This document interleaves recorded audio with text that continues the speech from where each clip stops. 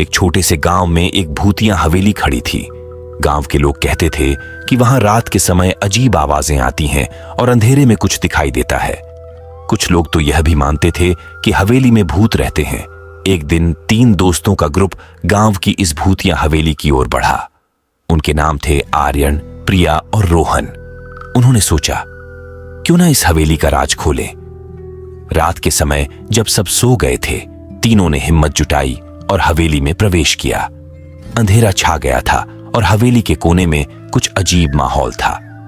थोड़ी देर तक घूमते हुए वे एक पुराने किताबों से भरी किताब खाना में पहुंचे। वहां से एक अजीब सी आवाज सुनाई दी। वह आवाज कहते हुए कि किसी ने उनसे कहा, यह हवेली तुम्हारा नहीं है, यहां से जाओ। तीनों ने घबराकर अपनी शक्ल से पलटकर देखा, लेकिन कोई दिखाई नहीं दिया। तभी वह तीनों महसूस करने लगे कि कुछ उनके आसपास घूम रहा है। वे धीरे से आगे बढ़े और एक कमरा दिखाई दिया जहां से कुछ धुंधला सा प्रतीत हो रहा था।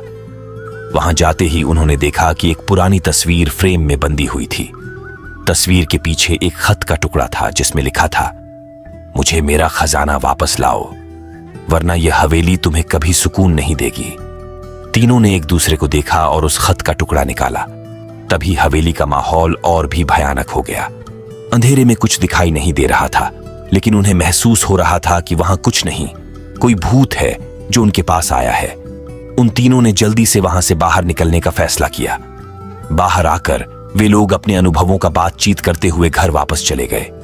लेकिन उस दिन के बाद वह तीनों हमेशा यह सोचते रहे कि क्या सच में वहां भूत रहते हैं, और क्या वह खत का टुकड़ा उन्हें कुछ और कहना चाहता था। इस भूतिया हवेली की कहानी से हमें यह सीखने को मिलता है कि कुछ राज ऐसे होते हैं जो कभी कभी हमारे समझ से परे होते हैं। हमारे पूर्वजों की धरोहर में छुपी कहानियां और उनके राज हमें हमारी असलियत से मिला सकती हैं, लेकिन हमें हमेशा श्रद्धा और सम्मान के साथ उन राजों को सुलझाना चाहिए, क्योंकि भूतिया या पराकाष्ठात्मक शक्तियां हमें कभी भी हमारी गलती या आक्रोश का निशाना बना सकती हैं। यह थी भूतिया हवेली का राज की कहानी, जो हमें यह याद दिलाती है कि हमारे समझ से पार भी दुनिया है जिसमें अनजाने राज छुप सकते हैं। हमें संवेदनशील और समझदार रहना चाहिए जब हम ऐसे अनजाने राजों से मिलते हैं।